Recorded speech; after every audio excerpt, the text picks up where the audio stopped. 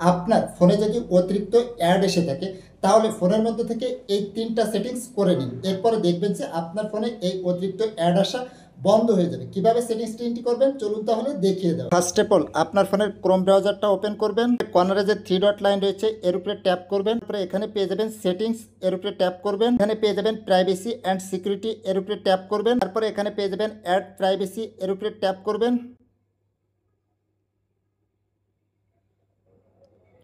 দেন প্রথমে পেয়ে যাবেন অ্যাড টপিক, এর উপরে ট্যাপ করবেন। ট্যাপ করার পরে অ্যাড টপিক এটা আপনার অন করা থাকবে, এটাকে বন্ধ করে দিবেন। বন্ধ করার পরে ব্যাকে আসবেন। তারপরে পেয়ে যাবেন সাইট সাজেস্টেড অ্যাড, এর উপরে ট্যাপ করবেন। এটাও আপনার অন করা থাকবে, এটাকে বন্ধ করে দিবেন। দেওয়ার পরে এখান থেকে ব্যাকে আসবেন। আসার পরে নিচে পেয়ে যাবেন অ্যাড মেজারমেন্ট, এর উপরে ট্যাপ করবেন। ট্যাপ করার পরে এটাও অন করা থাকবে, এটাকেও বন্ধ করে দিবেন।